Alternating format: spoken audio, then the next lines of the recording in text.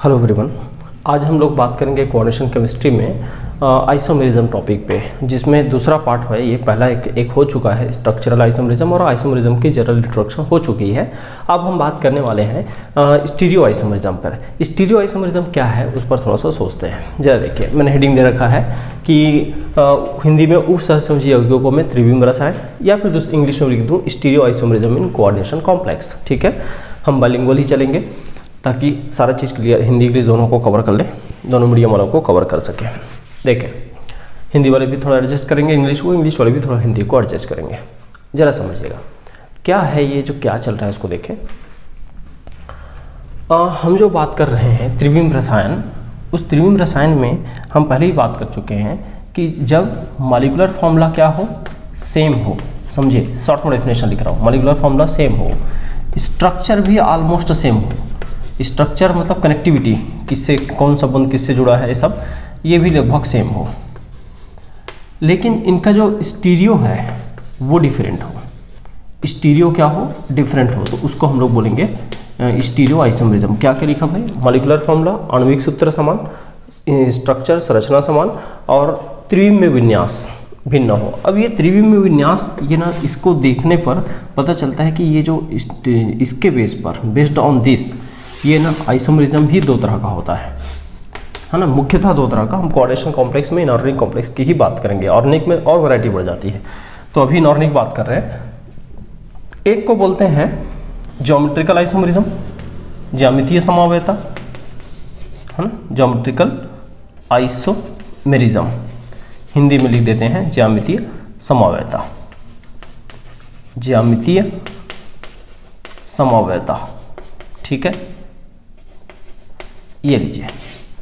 और एक होता है ऑप्टिकल आइसोमेरिज्म।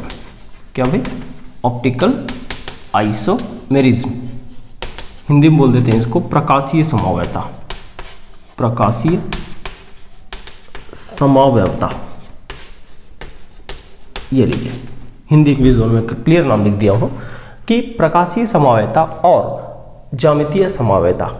अब क्या करते हैं, ज्यामितीय समावेयता और प्रकाशीय समावेयता में बेसिक डिफरेंसेस क्या है उनके बारे में बात करते हैं। यहाँ पर क्या होता है, यहाँ पर जो दो आइसोमर पेयर हैं उनके स्ट्रक्चर में ग्रुप के साइड में अंतर होता है। कोई एक दूसरे के 90 डिग्री में है तो कोई एक दूसरे के 180 डिग्री में है, मतलब side, same side opposite side, ऐसा भी हो सकता है। तो यहाँ पर क्या लिख सकता हूँ, side of the group, side of group. Site मत लिखना, साइड लिखना है ना, साइट मतलब जगह हो जाता है, साइड मतलब साइड, एक आगे या पीछे, ऐसा ग्रुप डिफरेंट होता है। हिंदी में क्या लिख सकता हूँ, साइड मतलब और, किसकी ओर, ऐसा है ना। यहाँ लिख सकते हो समूहों का, समूहों का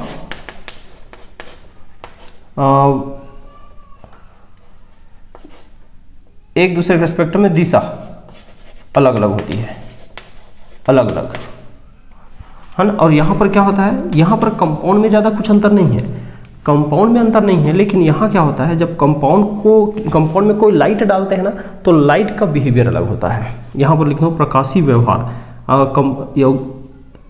optical behaviour towards,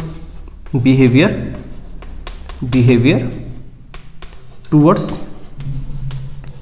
plane polarised light, plane polarised light different. ये समझिए, behaviour towards plane polarised light different, है ना। इसको बोलते हैं सरल ध्रुवित प्रकाश, प्लेन पोलराइज्ड लाइट को सरल ध्रुवित प्रकाश के प्रति व्यवहार भिन्न होता है ना। सरल ध्रुवित प्रकाश बोलते हैं, सीधी लाइन में चलने वाली एक दिशीय लाइन प्रकाश को सरल ध्रुवित प्रकाश बोलते हैं, जिसकी जो कंपाउंड से गुजरने पर, जैसे ये प्रकाश है, ये कंपाउंड से गुजरा, तो इस कंपाउंड से गुजरने के बाद हो सकता है इसकी जो दिशा है वो ऐसा मुड़ जाए, है ना, या फिर वो ऐसा मुड़ जाए।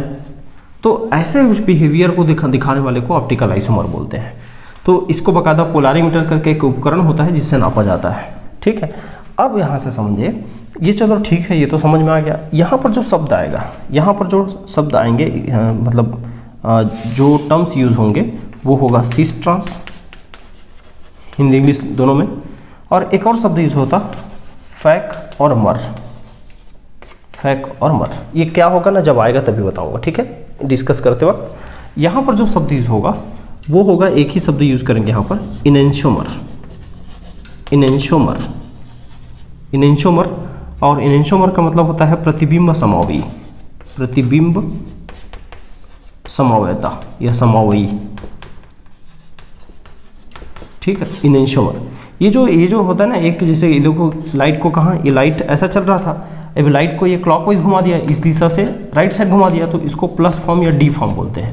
ये देखो ये इस लाइट को ऐसा था, उसको उल्टा घुमा दिया है ये वाला, तो इसको बोलते हैं माइनस फॉर्म या फिर एल फॉर्म।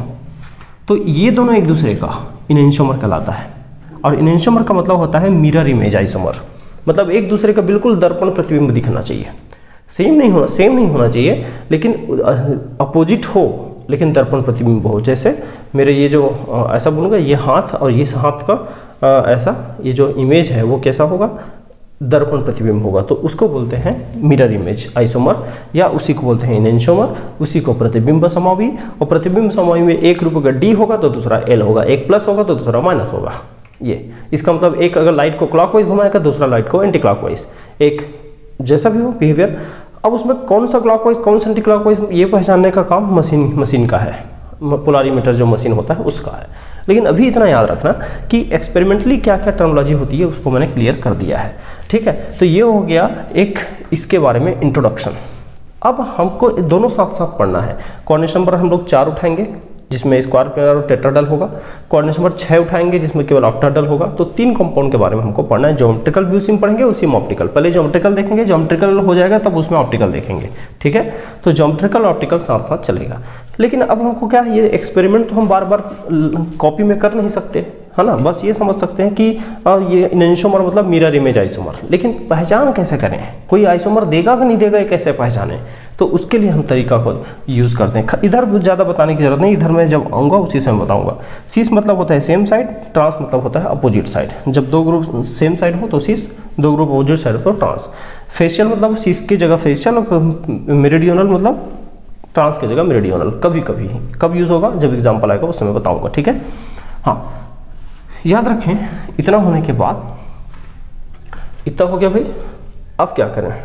अच्छा, कभी कभी ये भी याद रखना, ये पूछा जाता है, ये फेशियल मेरिडियनल हर जगह यूज नहीं होता। जब भी कभी ऑक्टाहेड्रल कॉम्प्लेक्स में MA3B3 टाइप का 3 ligand same 3 ligand different, 3 donor atom same 3 donor atom different, इसी कंपाउंड में ही मिलता है और किसी कंपाउंड में नहीं मिलता, और बाकी समय सब सिस ट्रांस होता है, ठीक है। तो ये कब क्या होता है वो बता दिया हूँ। अब मैं केवल ट्रिकी बताऊंगा कि इसको कैसे पहचान सकते हैं कि ये तो प्रैक्टिकल है ना भाई, प्रैक्टिकल को तो हम कर नहीं सकते, लेकिन कॉपी में फॉर्मूला देख के ऑप्टिकल आइसोमरिज्म को पहचान सकते हैं कि ये ऑप्टिकल आइसोमर देगा या नहीं देगा, इतना ही पहचानना है। तो उसके लिए ट्रिकी पे बात करता हूँ, पहले आप इतना बहुत अच्छे से नोट करें। देखिए, स्टीरियो आइसोमरिज्म को कॉपी में पहचानने के लिए, बुक में पहचानने के लिए, राइटिंग में पहचानने के लिए, विदाउट लैब पहचानने के लिए जो प्रैक्टिकली जो तरीका निकला है, वो प्रैक्टिकल से ही तरीका निकला हुआ है। पोलरिमीटर मेजरमेंट और फिर स्ट्रक्चर एनालिसिस, दोनों से मिलके जो तरीका निकाला गया उसके बारे में बात कर रहा हूँ। देखो, स्टीरियो आइसोमर लिखा हूँ, त्रिविम रसायन, त्रिविम समावयता, उसके अंदर में प्रकाशीय समावयता, ऑप्टिकल आइसोमरिज्म। ऑप्टिकल आइसोमरिज्म में 2 शब्द आता है, एक ऑप्टिकली एक्टिव पदार्थ बोलते हैं किसी को या कंपाउंड को, और दूसरा ऑप्टिकली इनएक्टिव बोलते हैं। हिंदी में बोलते हैं एक्टिव मतलब प्रकाशीय सक्रिय, प्रकाशीय रूप से सक्रिय, प्रकाशीय रूप से सक्रिय पदार्थ, ओके। अब हिंदी में इसको बोलते हैं अप्रकाशीय रूप से निष्क्रिय, प्रकाशीय रूप से निष्क्रिय। इसका सीधा सा मतलब है कि जो प्रकाशीय समवयता नहीं देता वो निष्क्रिय है, और जो प्रकाशीय समवयता देता है वो सक्रिय है। अब प्रकाशीय समवयता कोऑर्डिनेशन कॉम्प्लेक्स एक ही प्रकार का पढ़ते हैं, वो है इनेंशोमेरिज्म। इनेंशो मतलब प्रतिबिंब रूप, प्रतिबिंब रूप मतलब है एक दूसरे का मिरर इमेज होता है, दोनों आइसोमर, प्रतिबिंब रूप बोलते हैं इनेंशोमर। तो ये जो हिस्सा है वही हमारे पास इनेंशोमेरिज्म देने वाले कंपाउंड है, वो आइसोमर देगा ही नहीं है ऑप्टिकल आइसोमर, ठीक है। वो भले ज्योमेट्रिकल भले दे दे, ऑप्टिकल नहीं देगा वो। अब यहाँ से पहचान क्या है, 2 element of symmetry, element of symmetry थोड़ी बहुत जानते होंगे। एक शब्द होता है प्लेन ऑफ सिमेट्री, ठीक है, एक शब्द होता है सेंटर ऑफ सिमेट्री। एक है प्लेन ऑफ सिमेट्री, एक centre of symmetry. Plane of symmetry का मतलब होता है सममिति तल, सममिति तल, सममिति तल को प्लेन ऑफ सिमेट्री बोलते हैं हिंदी में, इंग्लिश में। इसको सेंटर ऑफ सिमेट्री बोलते हैं इंग्लिश में। इसका मतलब सममिति केंद्र, सममिति केंद्र, सममिति केंद्र है क्या, सेंटर ऑफ सिमेट्री। इंग्लिश में नहीं लिख रहा हूँ फुल फॉर्म, आप लिख लेना, plane of symmetry, centre of symmetry, ठीक है। इसको कई बार सिग्मा से रिप्रेजेंट करते हैं, इसको कई बार आई से रिप्रेजेंट करते हैं, ये उसका नोटेशन है। अगर अब ये क्या है, मैं हल्का रिवाइज कर दूंगा, हालांकि ये आपको जानकारी प्रीवियस क्लासेस में फर्स्ट ईयर का टॉपिक है ये, या बेसिक क्लासेस में है, खैर। लेकिन अभी इसके टॉपिक को पूरा कर लूँ, फिर आखिरी में समझा दूंगा। देखो क्या है, प्लेन ऑफ सिमेट्री अगर एब्सेंट है और सेंटर ऑफ सिमेट्री भी एब्सेंट है, तब ये ऑप्टिकली एक्टिव होगा और आइसोमर देगा, नहीं तो बिल्कुल नहीं देगा। अगर ये दोनों के दोनों प्रेजेंट है, या ये प्रेजेंट है और ये एब्सेंट है, या ये एब्सेंट है और ये प्रेजेंट है, दोनों में से, और या दोनों प्रेजेंट है, तो ये तीनों केस में आइसोमर नहीं देगा। यहाँ एक ही केस आइसोमर देने का, दोनों क्या होना चाहिए, एब्सेंट होना चाहिए। ये इसका तरीका है पहचान का। क्या बोला, प्लेन ऑफ सिमेट्री और सेंटर ऑफ सिमेट्री दोनों एब्सेंट होना चाहिए, तभी वो प्रकाशीय समवायता देगा, अदरवाइज प्रकाशीय समवायता नहीं देगा। अब प्लेन ऑफ सिमेट्री क्या है, सेंटर ऑफ सिमेट्री क्या है, हल्का हल्का डिस्कस कर लेते हैं। प्लेन ऑफ सिमेट्री को पहले, प्लेन ऑफ सिमेट्री क्या है, अब शॉर्ट में लिखा हूँ, ऊपर लिखा है पूरा नाम। प्लेन ऑफ सिमेट्री का मतलब है एक ऐसा काल्पनिक तल जो किसी भी पदार्थ को, किसी भी ऑब्जेक्ट को, किसी भी कंपाउंड को, किसी भी स्ट्रक्चर को दो ऐसे बराबर भाग में बांटे जो दोनों बराबर भाग एक दूसरे का बिल्कुल मिरर इमेज, दर्पण प्रतिबिंब नजर आए।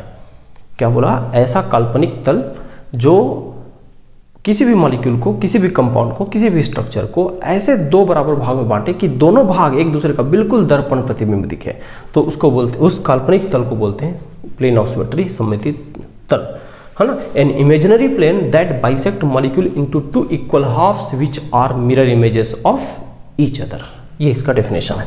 जैसे सपोज करो ये ए है, ये बी है, ये ए है, ये बी है। मैं यहाँ से अगर काल्पनिक तल ऐसा सोचता हूँ तो ये दोनों बराबर भाग में बढ़ जाएगा, इसका मतलब ये प्लेन ऑफ सिमेट्री है, ये वाला काल्पनिक तल, है ना, मतलब प्लेन ऑफ सिमेट्री उपस्थित है, ऐसा आपको सोचना होता है।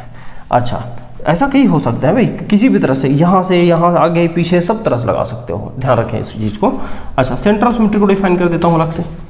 सेंटर ऑफ सिमेट्री का मतलब है किसी मॉलिक्यूल के केंद्र में, मॉलिक्यूल के केंद्र में वो बिंदु, वह काल्पनिक बिंदु जिसके दो अपोजिट साइड में चलने पर हमेशा बराबर दूरी पर बराबर समूह दिखे। कोई भी दो अपोजिट साइड में चलें, जितना संभव अपोजिट साइड है उसमें चलने पर बराबर दूरी पर बराबर समूह दिखे, उसको हम लोग बोलते हैं सेंटर ऑफ सिमेट्री, है ना। Centre of symmetry is an imaginary centre which is located at the centre of the molecule along which all possible opposite side have same environment, है ना। ये मैं शब्दों में एक बार बोल दिया हूँ, नहीं लिखोगे तो भी चलेगा, समझ जाओगे इतना काफ़ी है, लिखने की भी जरूरत नहीं फिलहाल।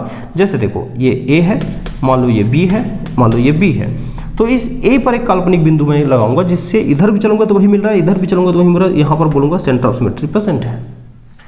अगर यहाँ पर ये बी है, ये ए है और ये सी है, तो यहाँ इस ए पर एक बिंदु सोचता हूँ और इधर आता हूँ तो बी मिल रहा है, उधर जा रहा हूँ तो सी मिल रहा है, इसका मतलब सेंटर ऑफ सिमेट्री नहीं है। आ रही बात समझ में। यहाँ देखो उसी तरह और ले लेता हूँ, ए है, मान लो ये बी है, ये बी है और ये सी है और ये सी है, तो यहाँ देखो इधर इस सेंटर के इधर चलो तो भी सी सी, इधर चला तो भी तो बी बी, दोनों अपोजिट साइड में सेम सेम, यहाँ सेंटर ऑफ सिमेट्री है। ध्यान रहे आपस में सेम होना जरूरी नहीं है, अपोजिट साइड में सेम होना जरूरी है, इसको बोलते हैं सेंटर ऑफ सिमेट्री। तो कब प्रेजेंट कब एब्सेंट लगाओगे ये मैंने हल्का सा शॉर्ट में बता दिया है आपको। अब इसके बाद ये डेफिनेशन नहीं लिखोगे तो भी चलेगा, समझ गए काफ़ी है। अब इसको अप्लाई करेंगे इसमें। अब चलते हैं कोऑर्डिनेशन नंबर 4, 5 और 4 और 6 में, दो कोऑर्डिनेशन नंबर पढ़ना है अपने को।